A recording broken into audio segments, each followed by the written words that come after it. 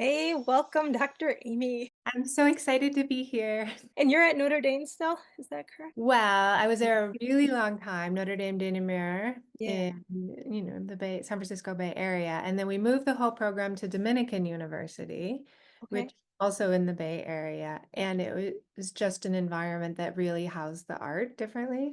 I'm retired from being chair, but I work on dissertations. I teach art as a way of knowing. So just this smaller role, which I like. And that was such a fun, like, little connection point that's where I had gone to school and you're in Doris's old chair.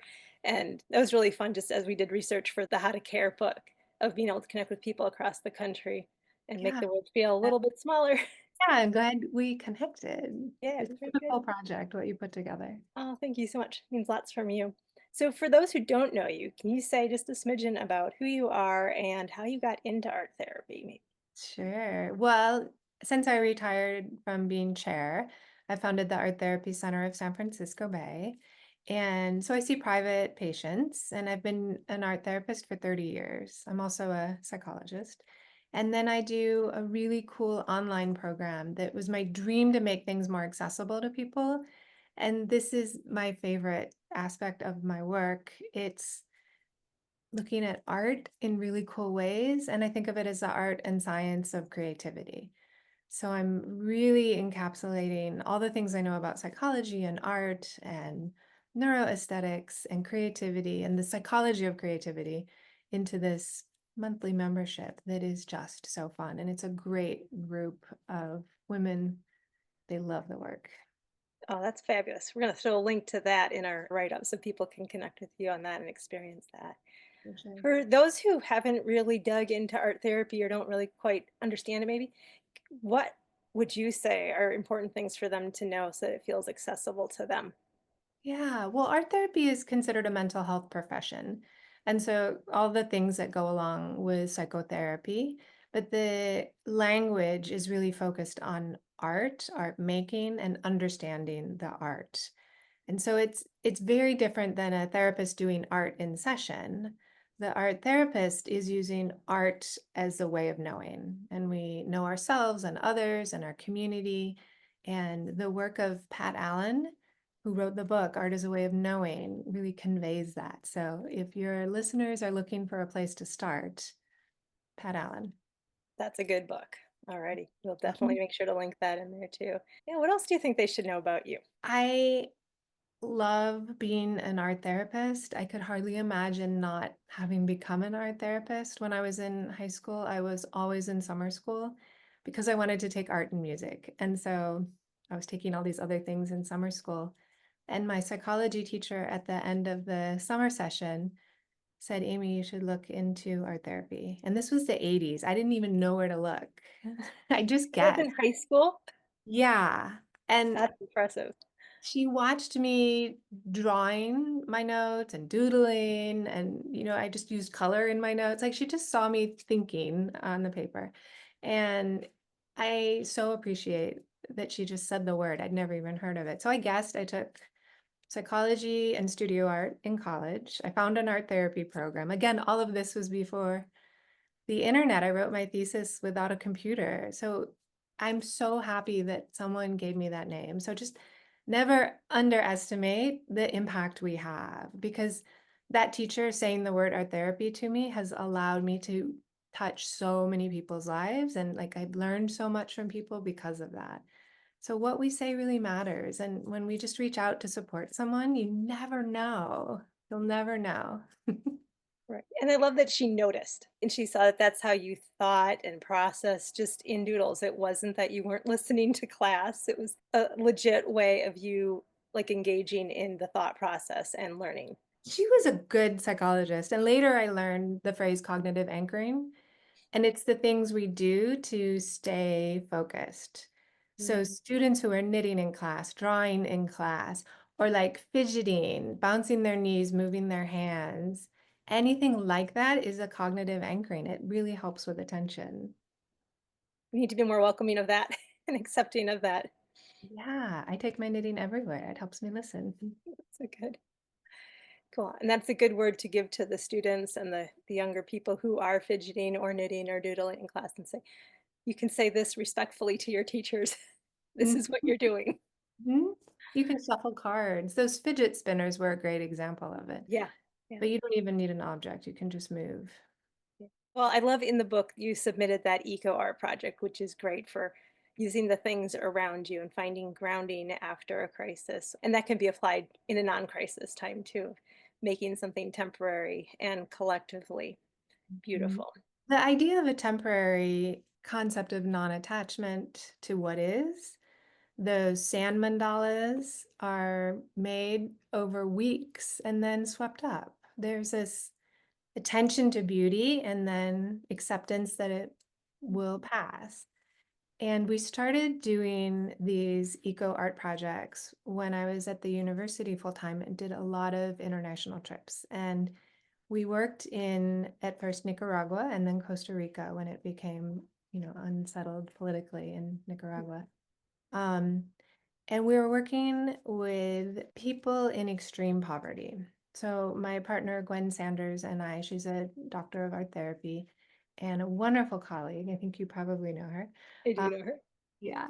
We created a program to take our art therapy students there to contribute, but not in a colonizing way. We worked with a community partner who guided us. Viva Nicaragua, and now it's called VN Abroad, is an incredible program, and people can do their summer internship there. It's, you don't have to like have a big program to take down there.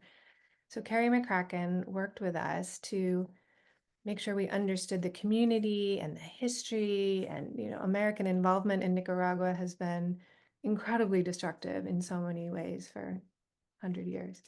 And so knowing, learning, and then how do we bring in our art? We didn't want to bring in, plastic bags of model magic that these kids could never get again. They don't even sell it there. How And depressing would that be that you find something amazing and then you never have access again in your life? yeah, so we couldn't do anything like that. We couldn't just pick up all our supplies from the university and go. We had to really think about what was sustainable and gave them the capacity to continue. So textile arts, doing a bit of quilting, right? They could use old materials.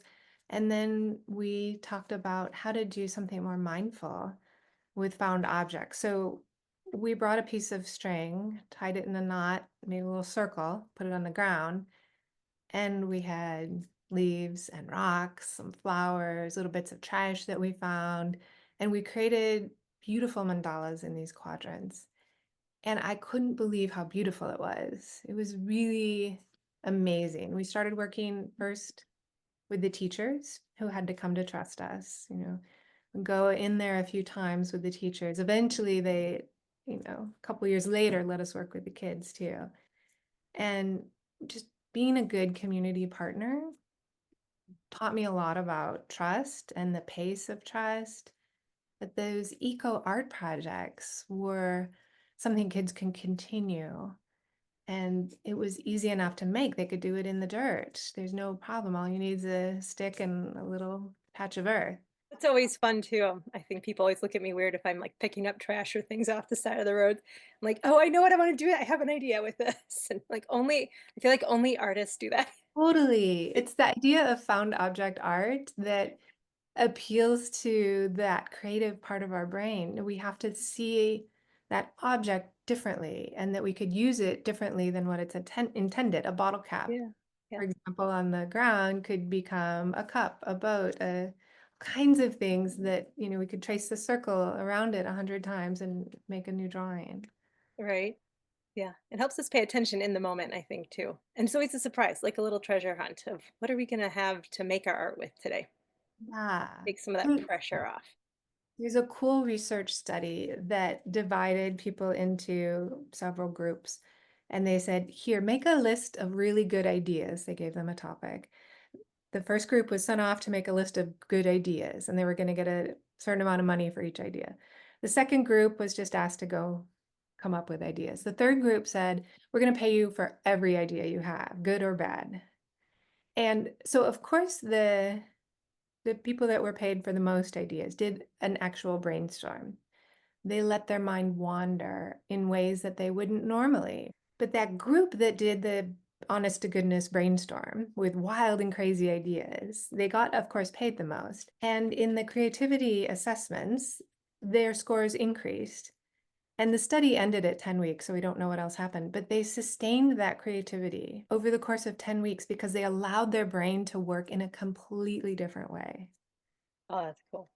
Yeah, I think, our therapists think more broadly. It's divergent thinking. You're diverging, opening the door wider instead of converging on the solution. And that changes us fundamentally in our brain.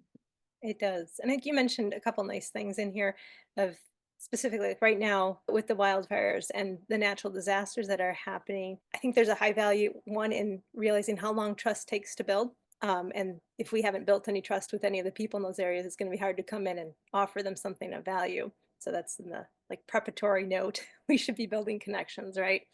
And use Yeah. people that already have connections there, like encourage them to do the work. Yeah. And also, you mentioned that being super aware of the cultural aspect, whether it's 3 states over, a county over, or across the world. What words of advice would you give to somebody who wants to go into like a crisis area where like the supplies aren't there, they don't have space to put something, they kind of it's hard to just even get them focused on a moment and say like, hey, making something creative is actually worth your time right now. Yeah. There were some really devastating wildfires near, in Northern California a number of years ago. And it was just all a buzz like, we, our therapists, need to get up and go and show up and do stuff. And it's sort of this colonizing approach. Hey, you over there, let me tell you what you need. And it's not culturally humble, it's not scholarly humility at all. And so it requires the taking a few steps back and partnering, of course, with a community agency. Now, Red Cross does really great introductory trainings for disaster preparedness and disaster relief work. And so, if people are really called to do this kind of work, I would start there so you know the basics. You're not going in completely wide eyed, thinking you're going to do something and give people what they don't need. So, First thing we could do, right? yeah, and I think we've done that. We just have such a history of doing that. Let me tell you what you need. And so, taking a step back to figure out what's most needed, it might be in the very beginning that dollars are needed straight away for people to have housing and food. So Mhm. then our response needs to be, well, let me generate some money. I could sell some art. I could host an art day. Like figuring out what the need is, not assuming. If the next thing is the Red Cross says, okay, now everybody's got housing, let's figure out a way to support people in getting their groceries. And now you show up doing that. But maybe in the grocery pack, you add coloring book or sketchbook for the kids. There's ways to bring the creativity, but you have to provide what's needed first. People can't get creative if they're without shelter and food. It's really scary to do that. Now, if people have some kind of stable housing, maybe you want to volunteer at the shelter. But again, don't just launch into it. Have like humility, scholarly humility. Like, I don't know everything about this community. I don't know what they need. And at the same time, some creativity and beauty can offer peace and respite in there. But yeah, you got to know who they are. For people who are in there and they already have like a history of engaging in creativity, what do you think might be some words of encouragement to them to engage in their creativity as they're enduring the suffering, Yeah. as they're trying to survive and figure out their housing so that they can nurture their whole self as they're doing that? Anything Yeah, to I bear in think mind? one of the things that I've learned over time from the work I've done is to think of creativity as infused in every single thing. Like someone thought of in their head the desk I'm sitting at. Somebody thought of it, and now it exists in my office. Somebody thought of all of those books, of the computer. So everything starts in our head, and we can create from there. So, helping people feel confident that they have what it takes, right? We create our own feelings and our thoughts about things, but we also can create our environment. And so it's completely possible to rebuild. We have such a long history of starting over, in America, like we'll just start over again and rebuild something completely different. California with the wildfires, we know that that happens and we always come back, always connecting to all the generations behind us. That really like is so soothing to me. Those two ideas that we just create all the time, Mhm. and that it really is biological. There's generations and generations behind us that have led to this point and survived, and we really do have that capacity. Ooh, I feel like that's a really good lead into the activity you're talking about sharing today. Did you wanna jump in and share that bit? Yeah, we do so much struggle in our head, and the goal is to remain in contact with the present moment as much as possible. And when we can stay in the moment, we can deal with what is. It's when we start to add on worries about the future or we try and avoid what's happening that the problem gets bigger and bigger and bigger. And so, if we could just stay in the middle with what is and not get like too nostalgic about the past or too upset about the past and not too worried about the future, we can stay in the moment and deal with those two things. And so, like in the beginning of therapy, it's always about getting in the present moment. Are you here now? Let's make contact.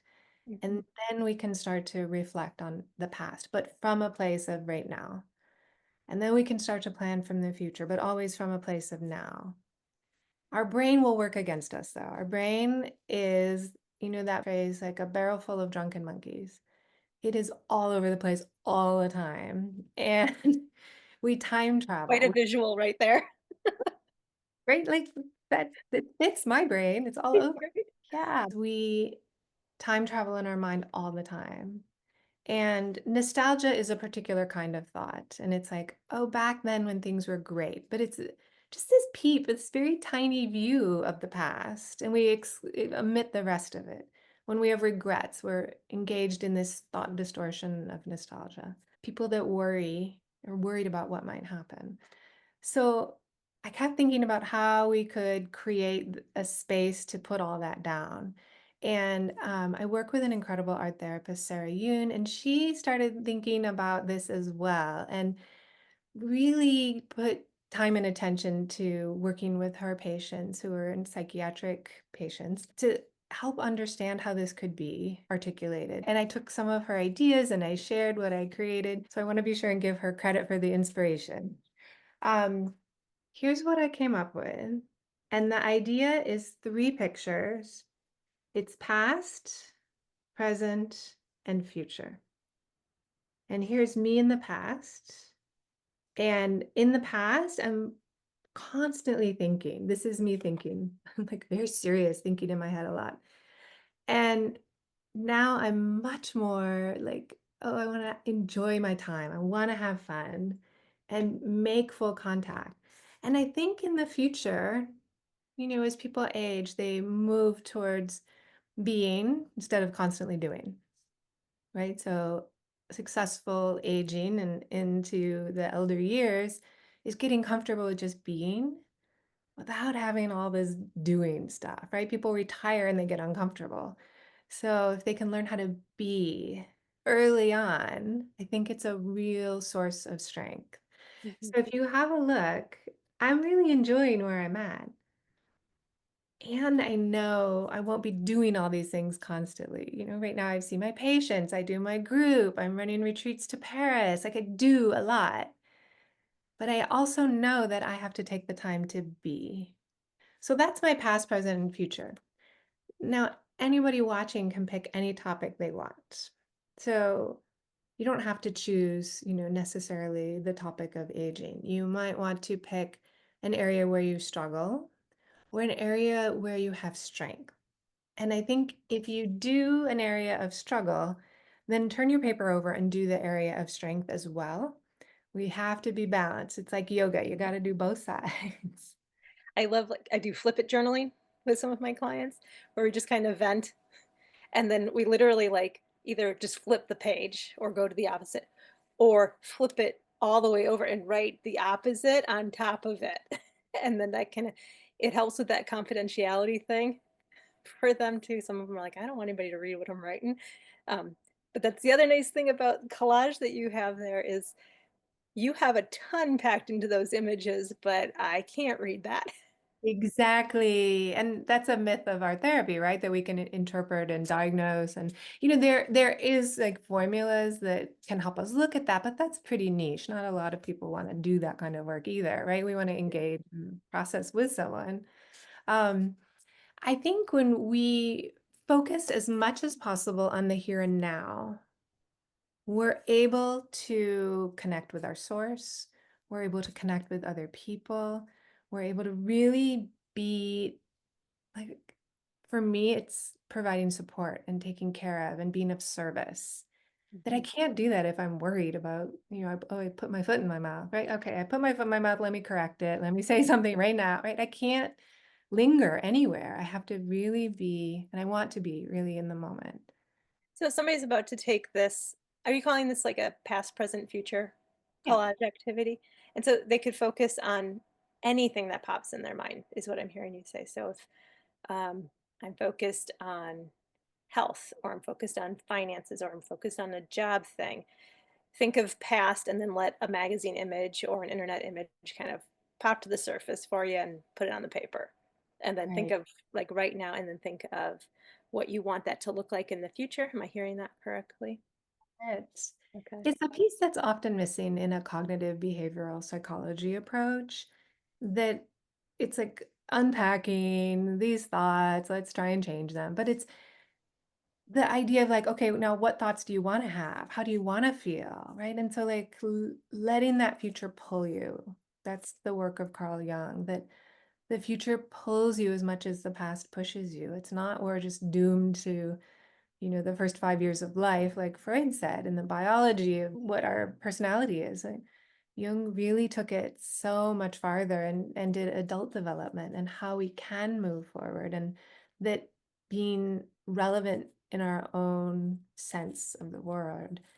Like, how can I make a contribution? How can I leave legacy? What do I want people to remember when I leave the room or leave the earth? Like, it pulls us to be who we want to be and really live our values. Yeah. That also reminds me of the bridge drawing that we used to do a lot of what are the steps on the bridge that get us from where we are to where we want to be. It shifts that problem solving away from what's wrong, to more of Yeah, that positive action step taking, which reduces anxiety and pressure, I feel like. 100%. In the 80s, we really got this boost of positive psychology.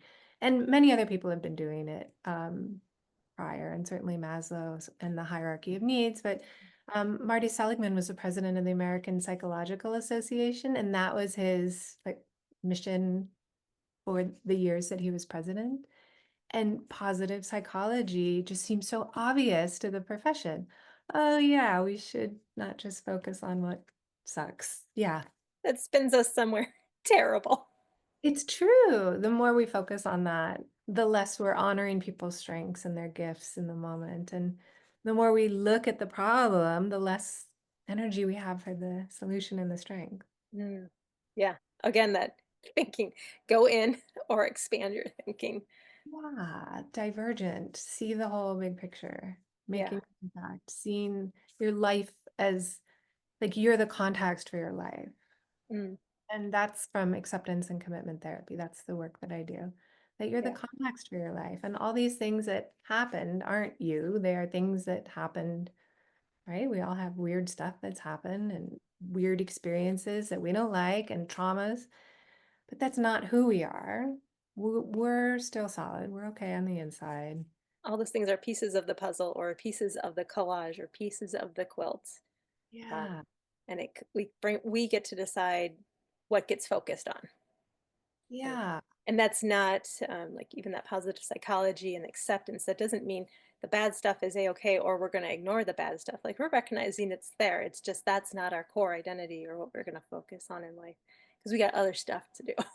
Exactly. Right. Like we can all deal with our uncomfortable, weird thoughts. Mhm. But pushing them away doesn't help, denying them doesn't help. We can deal with them in the moment and decide what we want to pay attention to. What are some of your favorite ways of kind of helping bring yourself, because even like thinking of that activity, past, present, future, we can get stuck. We could probably do pages and pages of a collage on the past and pages and pages of the future. But to get that middle part of that present, what are some of the things that help you get in that moment and be there? A little bit of what we talked about before, like, how many grandparents and great-grandparents and great-great-great-grandparents conspired to get us here, right? There is so much more context and history than just our lives so far, that we really are a part of a much bigger thread. And that is one of those ideas that helps me anchor. There's Mhm, a ton of great brain activities. If you just close your eyes for 10 seconds, it's almost like this like phone recharge. It mhm, refreshes your brain. Students can do it and should do it when they're studying. If they're listening in class and it's starting to feel like kind of a lot or they're misunderstanding, just close your mhm. eyes. But it works anytime. And we all know we have to like look away from our computer, but that shift in visual is another way to anchor in the present. And I have to remind myself, because I really like to think, that thinking is, Wernicke's and Broca's area. It's like the size of a peanut over here in our brain. That's it. Now, the visual cortex or occipital lobe is really big and it connects to so many parts of your brain, right? The visual to be able to engage in proprioception and move your hand, the visual for balance and coordination and taking in information, that's connected to and includes 60% of your brain.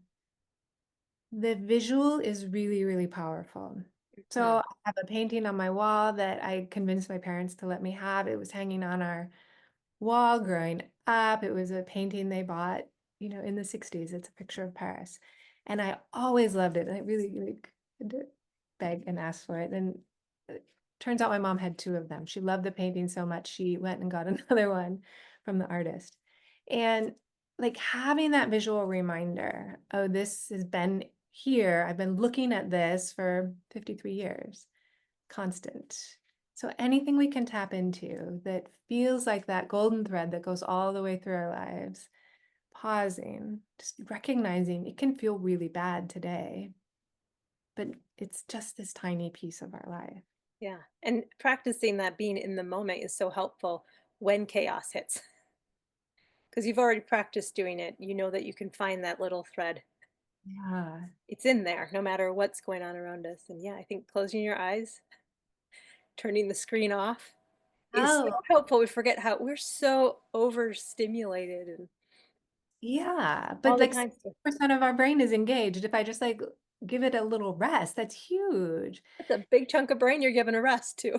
Yeah, there's a lot of studies that talk about one of the kind of predictors of someone developing PTSD after a trauma is dissociation. And so when people dissociate, it's a defense mechanism to like they can't handle what's happening. What's happening is so awful.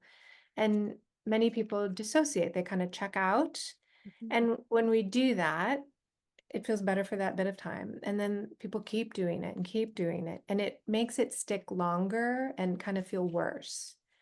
And Yeah. so that idea of anchoring in the moment relieves so much of the trauma response. And I have to say that, we all have traumas. We don't have to have PTSD to benefit from these little like tips. People Mhm. benefit from, even if you don't have PTSD, just they benefit from the same treatment of engaging in the present because when we check out, things get worse. Wow. Well, how's that for some encouragement to pause and anchor yourself in this present moment? To close your eyes, turn off the screens, take a breath, and just be. To connect with that core of your being, the things that matter most. It reminds me of the verse, "Be still and know that I am God." What peace that brings when chaos abounds and nerves are rattled, when the thing we're facing is just so overwhelming. Be still. Know that He is God. He knows all that is, and He knows exactly what you need. Let Him hold you. Let Him show you the way through, one step at a time. There's more to this conversation with Dr. Amy Backos, and I'll share that later. But for today, let's pause and let all that was shared sink in. You can check out today's write-up for some free gifts from Dr. Amy and links to other resources we mentioned too. And in studio time this month, we're going to explore the art ideas that we discussed today in even more detail. Thanks for joining. Have a great day.